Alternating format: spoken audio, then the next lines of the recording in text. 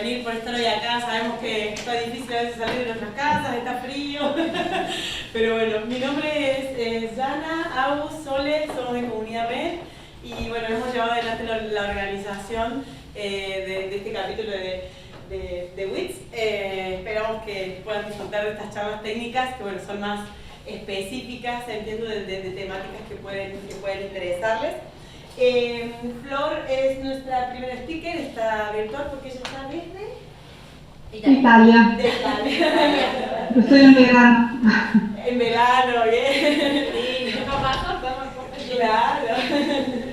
Bueno, ella es Florencia Garro, es ingeniera biomédica, especialista en diseño de interfaces, cerebro-computadora y neurotecnología. Y hoy nos va a estar hablando de biomarcadores neuromecánicos para la neurorehabilitación.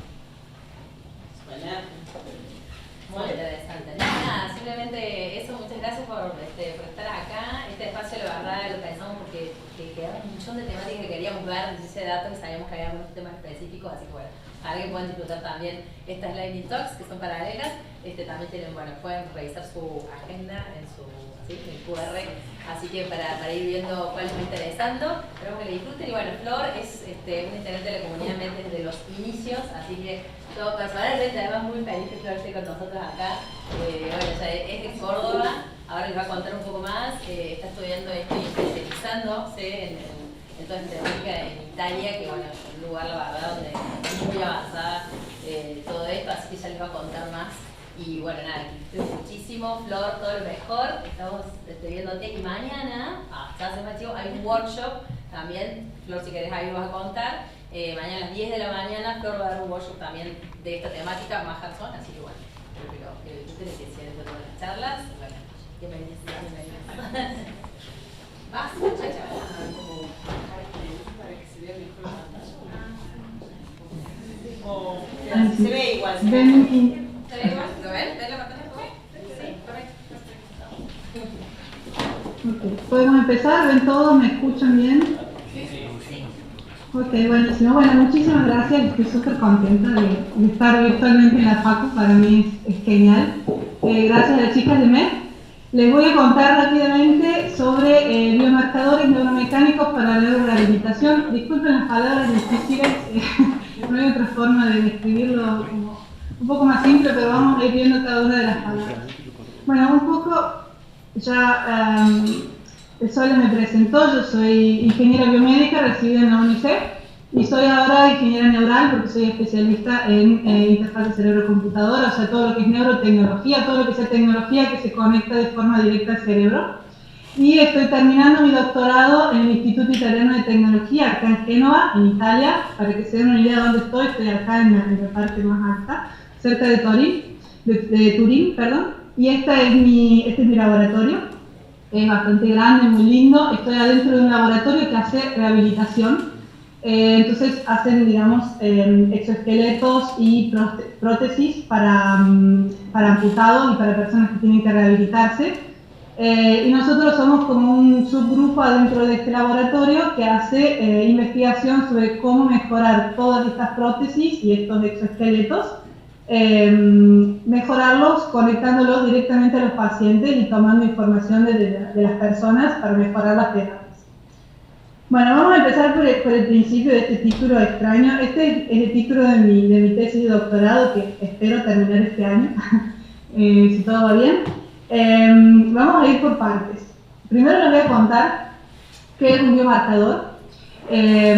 Prácticamente un biomarcador es cualquier cosa que nosotros podamos tomar como medida de una persona y usarlo para cuantificar su estado de salud, o cuantificar el grado de una enfermedad, o cuantificar cualquier cosa que tenga que ver con la fisiología de la persona.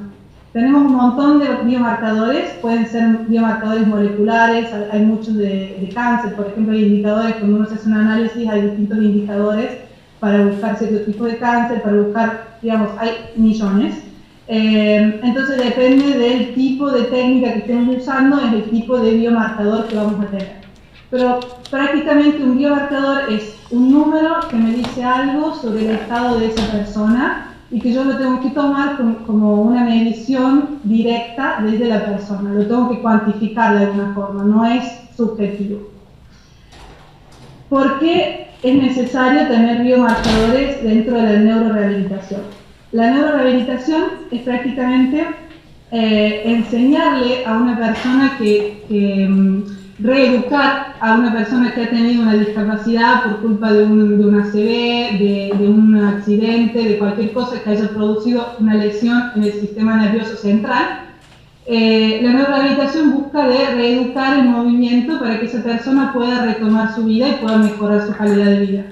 Y, digamos, hay muchísimas discapacidades motrices distintas que requieren neurorehabilitación y cada persona es un mundo porque depende de la lesión que tenga y digamos, de la discapacidad que le haya generado esa lesión o esa enfermedad, va a ser el tipo de terapia que va a recibir. ¿Qué pasa con esas terapias? Generalmente se hace una evaluación de la persona cuando la persona tiene que empezar la terapia y se propone un entrenamiento por parte del profesional de salud que la hace. Entonces, este entrenamiento es muy personalizado para cada tipo de persona, pero también depende de esta evaluación que se le hace a cada una de las personas que necesitan rehabilitación. Y esto es muy subjetivo porque depende, o sea, hoy en día depende de la evaluación del profesional que está atendiendo. Entonces, no tenemos herramientas para cuantificar de forma objetiva cuál es la mejor terapia y cuál es el camino que va a llevar a que esta persona se recupere de la mejor forma posible. Siempre, digamos, en la neurorehabilitación, nuestra idea es que la persona reaprenda los patrones motores que ha perdido o que los recupere en la mayor medida posible. Y para eso lo que vamos a hacer con el entrenamiento en neurorehabilitación es, tratar de provocar plasticidad cerebral. La plasticidad cerebral lo que hace es poner al cerebro a reaprender, de alguna forma, los mecanismos que nosotros ya tenemos de cómo movernos, los patrones motorios que ya tenemos aprendidos, los podemos reeducar de alguna forma porque el cerebro es plástico y puede reaprender. Entonces, la neurorehabilitación prácticamente busca eso, implementar una terapia para que el cerebro reaprenda un patrón motorio que perdió por culpa de una lesión, un accidente, una enfermedad. ¿Sí? Y bueno, el problema es ese, que ahora, ¿por qué es importante desarrollar biomarcadores para la neurorehabilitación? Nos sirven para entender mejor cuál es el perfil del paciente y cuál es el mejor tratamiento personalizado. Ahora tenemos muchas formas de tratar a las personas que necesitan rehabilitación, entonces no podemos, seguir contando con herramientas subjetivas y necesitamos herramientas más objetivas que nos cuantifiquen el estado del paciente y que nos den una idea, que nos informen cuál es el tratamiento mejor que le podemos dar. Sobre todo, lo que tenemos ahora, que usamos, por ejemplo, en nuestro laboratorio usamos robots, entonces podemos hacerle a la persona hacer ejercicios muy repetidos y muy específicos para cada una de las necesidades que tenga. Para nosotros, es súper importante tener estas mediciones objetivas porque podemos sacarlas desde la tecnología que está interactuando con el paciente. Si yo conecto el paciente a un robot, el robot puede medir de forma súper precisa cómo se mueve la persona, cómo va cambiando día a día, cuál es la cinemática y todo el perfil de movimiento que está asociado a esa persona. Entonces yo tengo ahora un montón de información objetiva que me permite cuantificar esta terapia. Entonces, por eso, nos estamos enfocando en biomarcadores neuromecánicos, porque, tenemos las herramientas para extraer estas medidas objetivas, pero todavía no sabemos muy bien cómo usarlas para implementar un tratamiento efectivo. ¿Okay?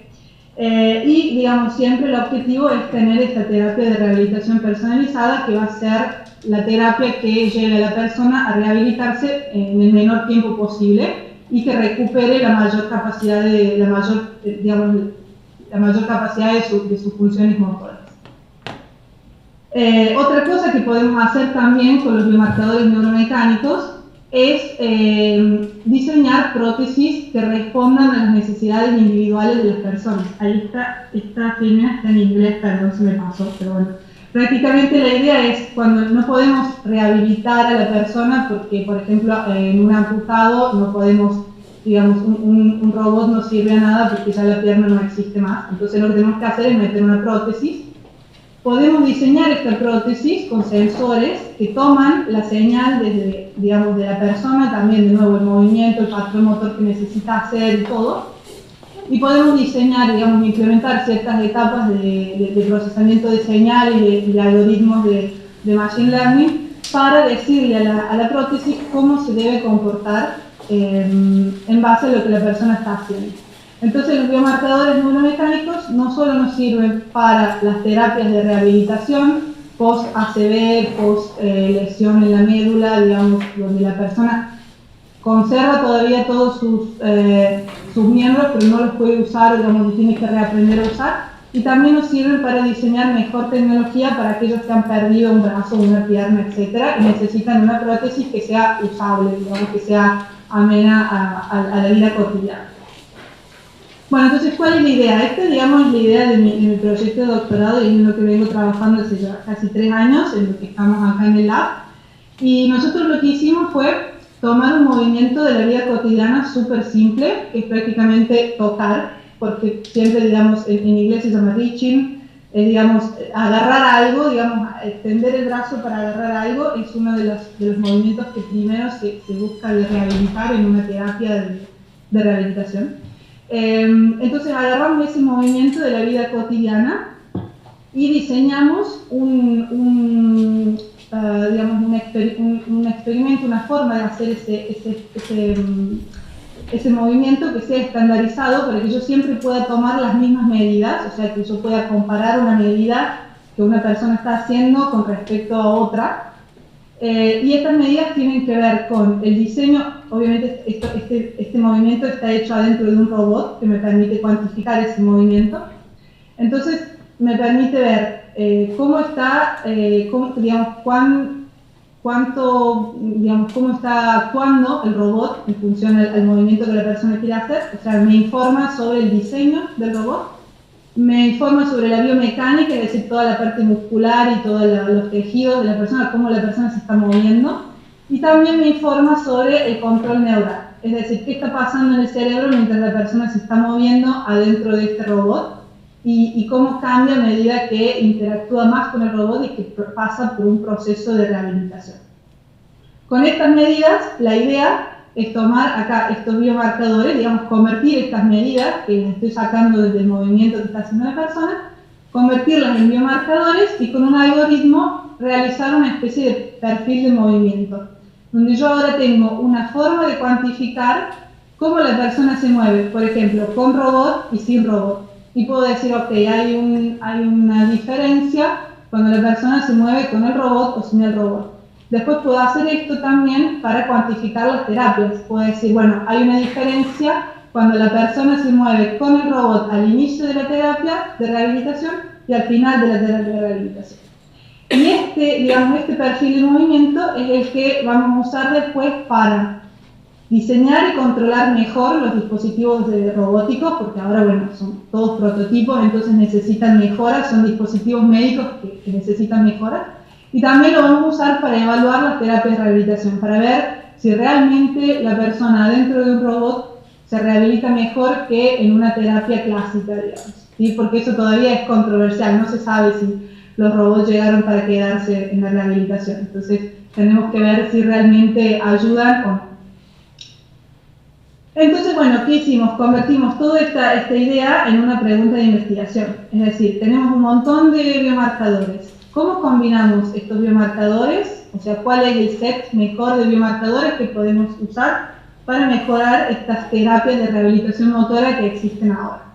Entonces nosotros nos concentramos en 3 tipos de datos distintos que vienen de la persona, que son el EEG, que es el electroencefalograma, el EMG, que es un electromiograma, y los parámetros cinemáticos, que son, los parámetros cinemáticos de todo lo que tiene que ver con el movimiento de la persona, cómo la persona se mueve en el espacio. ¿Okay? El electroencefalograma y el electromiograma, para los que no lo conocen, son técnicas de registro de señales eléctricas del cerebro y de los músculos. Es como un electrocardiograma, imagino que todos se han hecho un electrocardiograma en algún momento, pero el EEG es para el cerebro, o sea, es como más sofisticado, pero para el cerebro, y el EMG en los músculos. Entonces podemos registrar actividad eléctrica de la persona y podemos ver qué pasa en el cerebro mientras la persona se mueve y qué pasa en los músculos, cómo los músculos se activan. Porque funcionamos con electricidad prácticamente, entonces podemos ver cómo el cerebro y los músculos se activan. Bien, y digamos, como hay tantos tipos de terapia de rehabilitación, y obviamente hay gente que necesita terapia de rehabilitación para brazo derecho, brazo izquierdo, pierna, todo el cuerpo, depende de la lesión o de la enfermedad que tenga, nosotros estamos concentrados acá en la rehabilitación de brazos de extremidades superiores debido a ACV. Entonces tenemos como este foco en las personas con ACV que están pasando por una rehabilitación en las cuales les puede servir la ayuda de los robots. Bueno, ¿cómo hicimos para, digamos, tenemos ya la pregunta, tenemos el foco, tenemos todo, ¿cómo hicimos para tratar de responder esta pregunta desde un punto de vista experimental? Obviamente enchufamos gente a un robot. Y empezamos a tomar datos de qué pasaba cuando la gente estaba interactuando con el robot. Acá están viendo, se ve bien el video, ¿no? ¿Me pueden decir sí? ¿No? Perfecto. Acá están viendo una persona sana que está realizando el movimiento que nosotros estandarizamos, ven que está tocando estos botones en un espacio que está totalmente estandarizado para sus medidas antropométricas y parece muy simple, pero en realidad es un movimiento súper complejo porque nosotros cuando pensamos en tocar algo no es que pensamos voy a activar el hombro, después el bíceps y voy a subir el brazo 45 grados y abrir los dedos, o sea, no es así como funciona el patrón motorio, sino que lo que hacemos es decir voy a tocar eso y el cuerpo se mueve, el cerebro va porque nosotros ya tenemos ese patrón motor adentro. Entonces lo que estamos haciendo es mientras la persona toca este panel, nosotros registramos la actividad del cerebro, o sea, cómo se activa el cerebro para moverse. Y si ven acá, tiene todos estos sensores que registran 16 músculos del brazo y la espalda. ¿Okay? Entonces, de acá tenemos toda una base de datos de la persona haciendo esta tarea. Digamos, es todo el experimento que hacemos. Bueno, esto es un poquito más para contarles, digamos, más técnico, pero prácticamente tenemos, como ya les dije, estas tres cosas conectadas. Tenemos el EMG, la electromiografía, que funciona por Bluetooth, el EEG, la electroencefalografía, que lo ven acá en este casquito, que tiene 1 millón de cables, porque son 128 canales, es electroencefalografía de alta densidad, se llama. Entonces hay 128 canales registrando en toda la cabeza lo que está pasando en el cerebro. Y después tenemos Float, que es este robot que fue diseñado acá en el laboratorio y que ahora lo están probando en pacientes. Entonces nosotros estamos también en fase de prueba para entender cómo el robot, el prototipo de robot funciona y cómo interactúa con las personas. Y digamos, lo que le hicimos hacer a las personas, a todas, tengo 40 personas hasta ahora registradas haciendo este experimento. Les hicimos primero estar 5 minutos sin hacer nada, en el dolce far niente, que se dice en italiano. Entonces sin hacer nada de nada para ver cómo su cerebro es cuando no hace nada, que en realidad está haciendo un montón de cosas el cerebro cuando no hacemos nada, pero queremos ver la actividad de base. Y después les pedimos que hagan el movimiento sin robot, porque es nuestro movimiento, digamos, de base, para tenerlo, digamos, como un punto de referencia. Y después les pedimos que hagan el mismo movimiento con el robot, con asistencia baja y con asistencia alta, porque el robot, cuando la persona va en alto, hace como una especie de empujón para que obviamente pueda ir, porque está pensado para gente que no puede mover el brazo, ¿no? Y cuando baja, da un poco de soporte para que el brazo no caiga y no tenga que aguantar, digamos, ningún tipo de peso. Ya de por sí el robot compensa su peso, o sea, compensa es antigravitacional, se llama, creo, traducido, pero no me suena mucho. Pero bueno, la idea es que la persona dentro del robot no siente el peso del robot. Usted puede mover y no sentís para nada que pesa, porque si lo ven en la foto, pesa bastante. Pero está hecho para que la persona no lo sienta. Bueno, entonces les pedimos que hagan este mismo movimiento en estas tres condiciones distintas. Cada una de las personas repitió un montón de veces este movimiento para ver, digamos, que fuera repetible y que lo pudiéramos cuantificar. Y después hicimos, digamos, todo un análisis de datos, de estos 3 tipos de datos que les conté que estamos tomando. Primero los convertimos en standard bits, que esto es, digamos, un chivo para mañana porque vamos a hablar de cómo estandarizar los datos. O sea, pasamos todos los tipos de datos a una estructura que es, digamos, común a un montón de software y a un montón de estándares de datos. Después los limpiamos porque obviamente son datos muy delicados y están llenos de ruido eléctrico por el robot y por el movimiento, digamos, es un dato bastante contaminado. Después sincronizamos todos los tipos de señales distintos porque tenemos varios sistemas y empezamos a calcular cosas. Calculamos cómo es la performance, o sea, el desempeño de la persona mientras está haciendo el movimiento, y calculamos biomarcadores que son relacionados a los músculos, relacionados al cerebro y relacionados a la cinemática del robot. Después la idea es meterlos a todos juntos, pero ya que yo soy fan de cerebro, les voy a hablar de la parte de cerebro, porque es la más divertida para mí. Entonces les voy a comentar súper rápido más o menos cómo se hace para procesar un biomarcador de eje. Para los que no están familiarizados con el eje, este es el que estaban viendo en el video, son 128 canales de eje, es decir que tengo 128 puntos en la cabeza que están registrando la actividad eléctrica de las neuronas que están abajo de ese electrodo. Cuando las neuronas empiezan a disparar, digamos, a conectarse entre ellas, producen una corriente eléctrica y nosotros la podemos ver en el electrodo. Estamos hablando de microvoltios, así que es súper pequeño y así es como se ve la señal, no tiene ningún sentido cuando la ven en tiempo real, o sea, parece un mix de cosas, parece más ruido que otra cosa, pero después limpiándola tiene sentido, a veces no. Depende del cerebro también. Pero digamos, esta es la idea del eje. Tomo la actividad eléctrica del cerebro y veo en qué parte del cerebro cambia de acuerdo a lo que la persona está haciendo en ese momento. Voy a tener esto en tiempo real y después lo voy a ir procesando en función de lo que quiera ver. Una de las primeras cosas que vimos acá, que tratamos de calcular, son los potenciales evocados relacionados a eventos. ¿Qué pasa? Cuando nosotros estamos por hacer algo o ocurre algo en nuestro ambiente que es una novedad, en el cerebro se dispara este potencial evocado relacionado a evento, que es simplemente, como ven acá, una onda positiva o negativa en el electroencefalograma que nosotros podemos asociar a una actividad que está haciendo la persona. Por ejemplo, si la persona está pensando en iniciar un movimiento, porque tiene que iniciar el movimiento de alcanzar el botón en el panel, yo en la parte de la corteza motora, donde se codifica el movimiento, voy a ver una cosa de estas, porque las neuronas están pensando cómo hacer ese movimiento, entonces me va a aparecer esta onda. Entonces lo primero que fuimos a ver es cómo cambia esta onda en función de si la persona está usando el robot o no está usando el robot, si tiene más asistencia, si no tiene asistencia, cómo es que el cerebro está cambiando o está modulando de alguna forma su actividad. ¿Por qué? ¿Por qué es importante?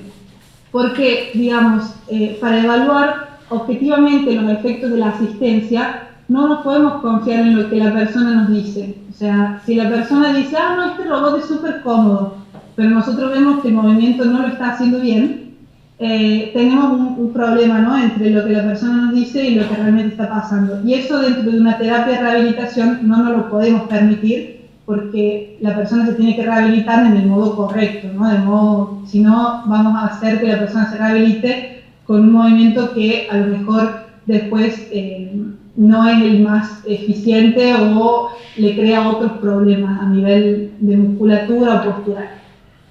Y estos potenciales evocados está súper probado que son medidas directas de la actividad neuronal que podemos asociar a la planificación de la ejecución del movimiento y también a la corrección de errores. Entonces, si el robot está haciendo algo que yo no quiero que haga, yo lo puedo ver en el cerebro, puedo ver, en la corteza motora está pasando esto, y esto quiere decir que la persona está corrigiendo el movimiento, aún sin darse cuenta, porque sobre todo en una persona sana, nosotros no es que pensamos conscientemente en cómo corregir un movimiento, nos lo ajustamos en tiempo real, digamos, porque tenemos feedback continuo del entorno, entonces el cerebro está muy acostumbrado a ajustar. O sea, piensen cuando se están por caer de una silla, por ejemplo, que están por perder el equilibrio.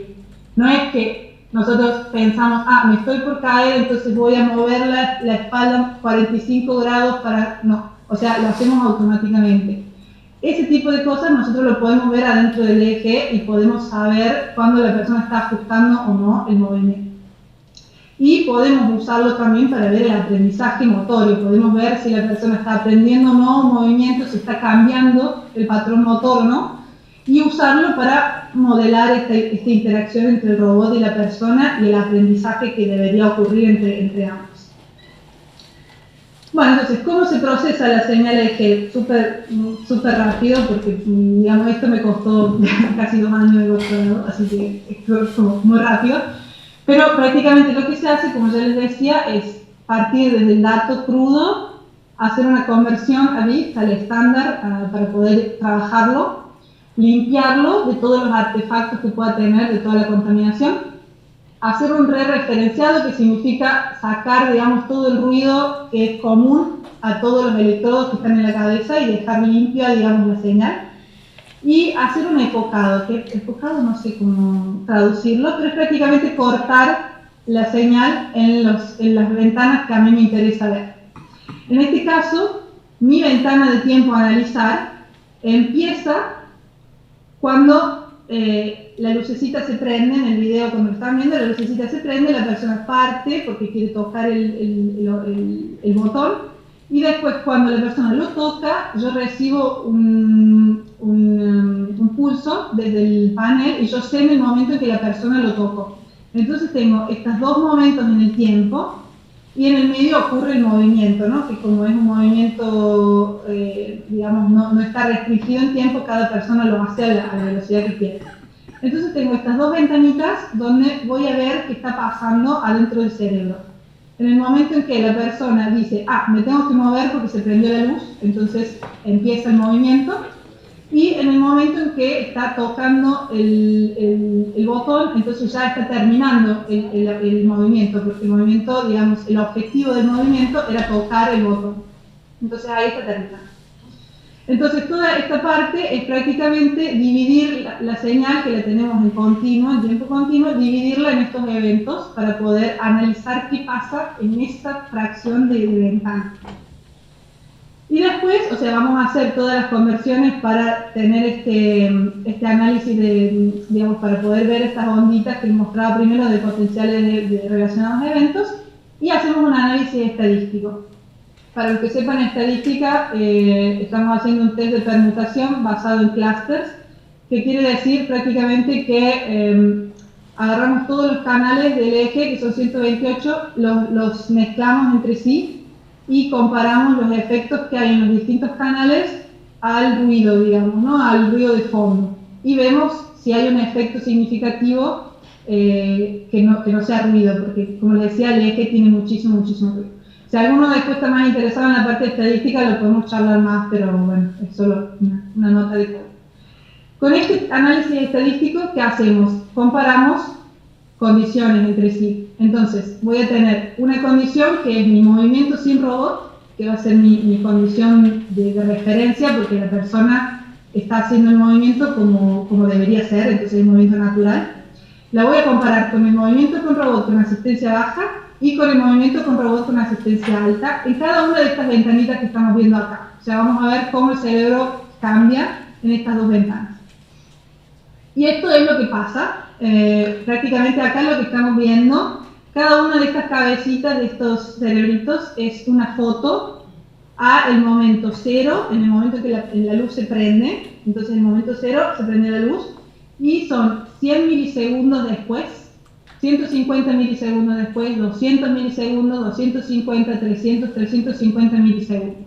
Ustedes piensen que 350 milisegundos para nosotros no es cuantificable, o sea, nosotros no podemos pensar en milisegundos, o sea, porque es demasiado corto el tiempo, pero nuestro cerebro en milisegundos hace un montón de cosas y prácticamente a los 200 milisegundos generalmente tenemos el tiempo de reacción. Es decir, desde el momento en que yo digo me tengo que mover, al momento en que el movimiento parte desde el músculo, pasan 200 milisegundos más o menos. Ese es el tiempo de cableado que tenemos ahora. Entonces, lo que estamos viendo acá es en el tiempo cómo la amplitud de esta señal, de este potencial evocado, está cambiando en función a lo que la persona está haciendo. Las zonas más rojas es porque hay un aumento en la amplitud de la señal, o sea, hay más energía, y las zonas azules es donde hay menos energía. ¿Okay? Y lo que podemos ver, esta fila es la condición sin robot, entonces es la normal, digamos, la que nosotros nos esperamos que suceda en un cerebro normal moviéndose en el espacio, y sucede esto. Y estas dos son con la condición, con el robot en asistencia baja y el robot en asistencia alta. Y estos puntitos negros, que espero que se vean, no sé cuánto es grande la pantalla ahí, pero espero que se vean, aparecen unos puntitos acá, que significa que ahí hay diferencia estadística entre las condiciones. O sea, entre esta condición de no robot y esta de robot, tengo una diferencia en esta área del cerebro. Esa área del cerebro, o casualidad, es una de las que planifican los movimientos. Entonces, bueno, yo fui muy feliz cuando vi esto porque por lo menos tiene sentido lo que están viendo, ¿no? Hay una diferencia en las áreas del cerebro que sabemos que se encargan de la planificación y de la, digamos, de la retroalimentación, digamos, no me sale la palabra, digamos, del control en tiempo real del movimiento. Si lo vemos en tiempo, esto es prácticamente lo mismo que estábamos viendo recién, pero en el tiempo. Acá tenemos 0 milisegundos, 100 milisegundos, 200 milisegundos, 300 milisegundos. Esta, digamos, la línea negra es la condición sin robot, la línea azul, la línea verde es condición baja, la línea naranja es condición con robot alta. Y estas son las zonas del cerebro. Acá estoy viendo, por ejemplo, esta es la zona, la corteza somatosensorial primaria, que es prácticamente la que controla el brazo derecho. O sea que es donde yo me espero de tener un resultado, digamos, una modulación cerebral alta, porque las personas están usando el brazo derecho para controlar, para moverse. Entonces, esta es la zona que controla el brazo derecho. Y como pueden ver acá, hay el movimiento en negro, que es el movimiento estándar, el movimiento sin robot, es mucho más baja la amplitud de la señal que con el robot. O sea que nos está diciendo que el cerebro se está dando cuenta que hay algo que cambia, digamos, ¿no? Y esto lo podemos ver en distintas áreas que también están asociadas a la planificación del movimiento, como en la corteza frontomedia, que es la que replanifica y la que toma decisiones, digamos, sobre a dónde voy a ir o a dónde, o sea, hace como el recalculando en tiempo real, ¿no?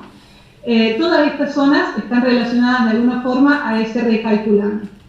¿Qué nos está diciendo esto? Son todas estas personas que están acá, porque acá estamos viendo un promedio de 40 personas que repitieron 90 veces cada movimiento. O sea, estamos viendo un montón de información toda junta y esta es la tendencia, ¿no?, que vemos. Y vemos una diferencia estadística en ese grupo de personas. ¿Qué estamos viendo? Que prácticamente enchufar a una persona a un robot, una persona sana a un robot, me crea un aumento en la amplitud, en la energía de la señal en la parte de la corteza del cerebro que replanifica el movimiento.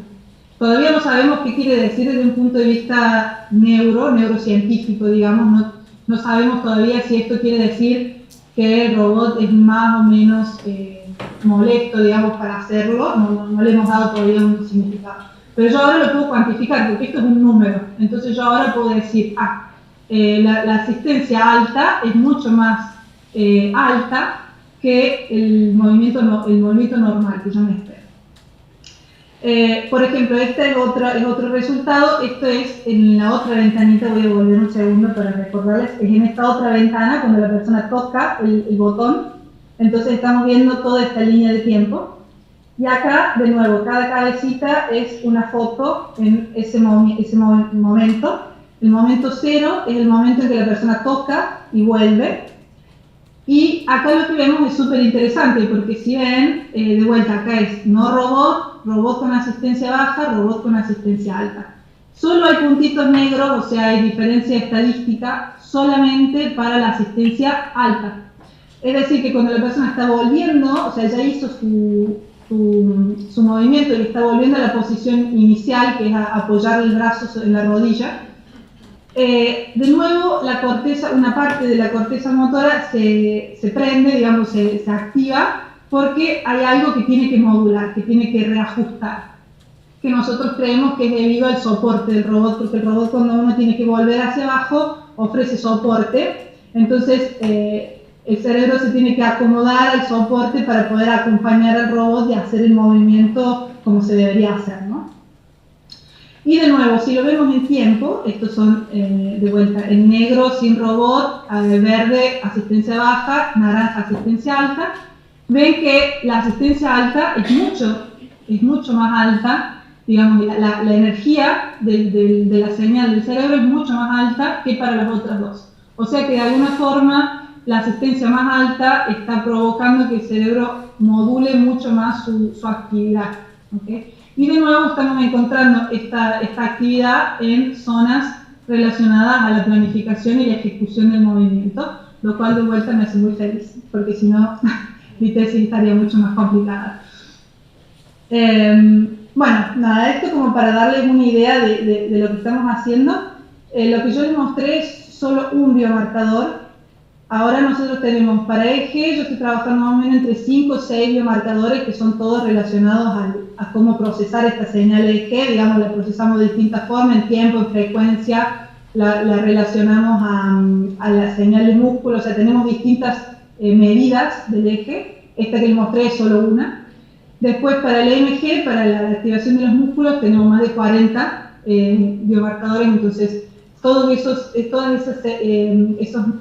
esas formas de cuantificar la activación de los músculos las podemos combinar con la activación del cerebro y con la cinemática, que es cómo la persona se está moviendo adentro del robot. Entonces, la idea es tomar todas estas medidas, que son todas objetivas, porque nosotros no es que estamos haciendo, digamos, preguntándole a la persona cómo le pareció. Bueno, también le estamos preguntando cómo le pareció, eso es otra medida, porque queremos saber si podemos relacionar la experiencia subjetiva a las mediciones objetivas, pero, digamos, el perfil de movimiento que queremos construir es puramente objetivo. Entonces vamos a tener todas estas medidas y la idea es tener este tipo de perfil del movimiento, donde yo con todas las personas sanas que hicieron el movimiento, pude realizar como una especie de banda normal de movimiento, entonces yo sé cómo debería verse el movimiento normal y puedo cuantificar cómo se ve el movimiento de una persona pre-rehabilitación y post-rehabilitación. ¿Por qué? Porque le hago hacer la misma tarea con la misma tecnología y tomo los mismos biomarcadores y puedo, digamos, modelar, digamos, puedo ver si está más o menos cerca del perfil normal o sano, digamos, la banda normativa del movimiento. Entonces, bueno, este es, digamos, muy rápidamente la idea de lo que hacemos acá. Nosotros ahora lo estamos usando para este robot que les mostré en el video, pero técnicamente la idea es que nosotros podemos desenchufar ese robot y enchufar otro y hacer lo mismo, repetir la misma evaluación, y vamos a tener biomarcadores que nos van a decir también si el robot 1 es mejor o peor que el robot 2, que eso hasta ahora no existe, porque no hay una forma objetiva de evaluar este tipo de tecnología asistiva.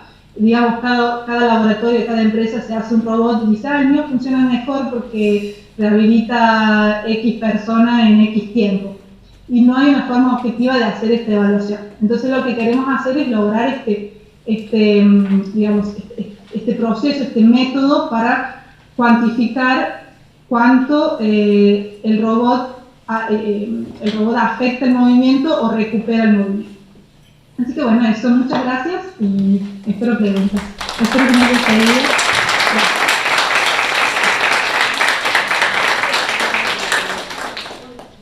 Abajo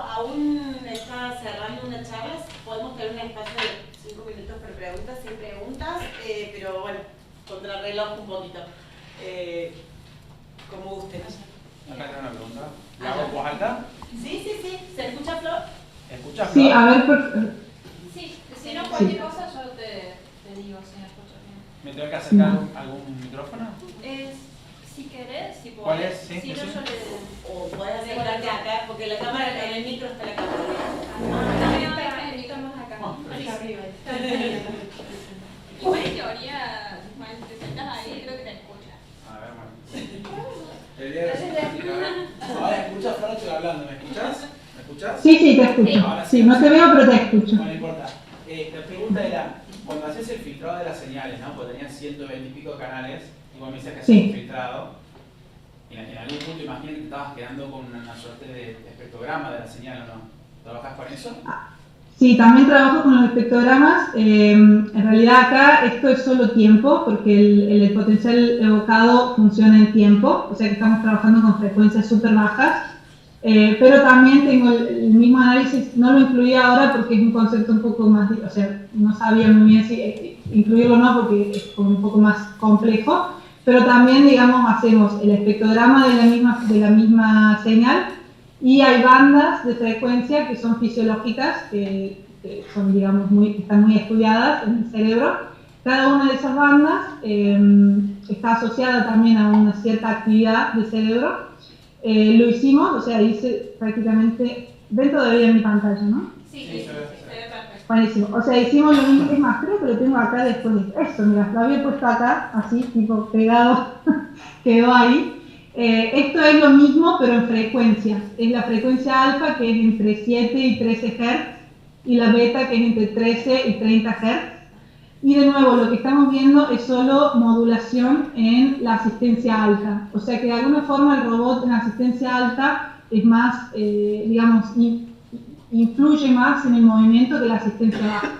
No solo en tiempo, sino que también en frecuencia. Y es súper interesante relacionar los dos, porque generalmente el potencial evocado que les mostré al principio en tiempo aparece primero, porque es una respuesta neuronal a, digamos, es como si las neuronas dijeran, hey, tenemos que hacer algo, hay que sincronizarnos, entonces pasa este pico de actividad.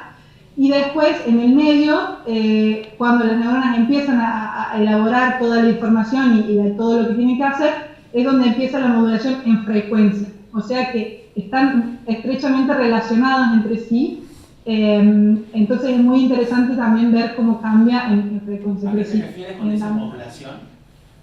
¿Cómo? ¿A qué te refieres cuando dices modulación?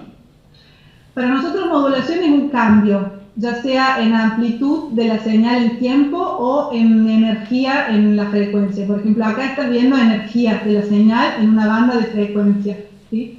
Entonces, una modulación es un cambio, ya sea positivo o negativo. Hay más energía, menos energía, hay más amplitud de la señal, hay menos amplitud de la señal. Después podemos discutir desde el punto de vista fisiológico qué significa que haya más o menos amplitud, pero digamos, mi proyecto no es de investigación, digamos, de base, o sea, yo no quiero saber por qué el cerebro está teniendo más o menos energía, sino que quiero usar esta modulación para crear el perfil de movimiento. Obviamente que un poco de neurociencia la estamos haciendo y queremos saber por qué, pero los mecanismos de adaptación de movimiento por ahora no se entienden muy bien, o sea, no sabemos muy bien por qué el cerebro hace esto, pero lo hace. Entonces, si nosotros sabemos que lo hace en una persona sana y lo queremos replicar para que una persona que tenía una ACV lo pueda hacer igual, podemos no usar esta modulación como una especie de caja negra y decir, bueno, yo quiero que el cerebro vuelva a esta actividad, que es la que yo sé que es sana, ¿no? Y sin detenernos a pensar tanto en por qué la modulación está sucediendo. ¿Sí? La última. Cuando haces esto pasás a, tipo histograma, ¿no? En algún punto tenés que tomar una ventana temporal para hacer esa conversión, es una convolución. ¿Esa ventana temporal ustedes exploraron varias opciones o alguien del equipo la seteó y directamente trabajaron con eso? Porque los resultados van a depender de eso. Sí, cuando empezamos con esto, o sea, ¿viste? Acá tengo toda la ventana. Yo prácticamente tengo esta ventana como posibilidad. Tengo desde que empieza el movimiento hasta que la persona toca el botón. Entonces ahí, digamos, yo ahora en este análisis en particular me enfoqué en estos pedacitos, pero después, por ejemplo, puedo agarrar toda esta señal, todo el movimiento, transformarlo, porque ya lo tengo que transformar en tiempo, porque cada movimiento no tiene la misma duración, o sea, cada persona está haciendo el movimiento a su ritmo, entonces no puedo compararlos todos juntos. Tengo que hacer una transformación temporal, que ya es una manipulación de datos importante, digamos, porque ya no van a tener un significado fisiológico, van a pasar a ser un número, y de ahí empezar a hacer todo el análisis en esta ventana entera. Sí he probado, obviamente, hacer, digamos, en frecuencia, porque en frecuencia pierdo la resolución temporal, en frecuencia usar todo esto, y la modulación, o sea, los cambios de amplitud y de energía de la señal se mantienen, o sea, están ahí. Ahora, digamos, el próximo paso es entender si esa modulación cerebral está relacionada de alguna forma a la activación muscular, porque también tenemos activación muscular distinta, porque la persona se está moviendo dentro de un robot, entonces los músculos se activan de otra forma, y la queremos relacionar entre sí. Y después, al último, sumarle la parte cinemática, es decir, cómo la persona se movió, cómo fue la trayectoria del movimiento en el espacio. Una vez que tengamos esos tres elementos, que son como los elementos más importantes del movimiento, podemos decir, digamos, decir que hemos integrado todas las señales en la misma ventana de tiempo, ¿sí? Este era solamente uno de los análisis. Pero sí, digamos, esto es un diseño, cada uno puede, no hay una respuesta correcta, o sea, vos podés elegir hacer tu análisis en toda la ventana, en la mitad, hacer una transformación espacial, hacer una transformación temporal, digamos, depende un montón. También podés elegir acá, por ejemplo, áreas a priori, decir, no, bueno, yo quiero ver solo lo que pasa en la corteza motora, porque nosotros ya sabemos dónde está la corteza motora. Pero yo quería saber si pasaba algo en otras partes del cerebro, ya que tenía un mapa de todo el cerebro, vemos que pasa en todo el cerebro. Y ahí es donde aparecen estas cosas interesantes como la corteza frontal, que no es tan motora, es un poco más sofisticada, digamos, es la que replanifica objetivos, o sea, es como ya algo un poquito más complejo. Y bueno, obviamente que darle una respuesta neurocientífica a esto es largo, pero la parte de la aplicación es inmediata, o sea, nosotros podemos cuantificar cómo el cerebro cambia en los distintos movimientos. Bárbaro, Flor. Bueno, muchísimas gracias. Otro aplauso para Flor, por favor. Gracias. Conectar tus contactos para que, bueno, cualquier persona que tenga como interés de consultarte algo, bueno, tus redes. Sí, obvio. Vamos a enviar la información, las charlas se van a publicar en nuestro canal de YouTube, así que toda esta información la van a poder reconsultar. Así que gracias. Tenemos los asistentes al siguiente taller en la puerta, así que gracias por estar.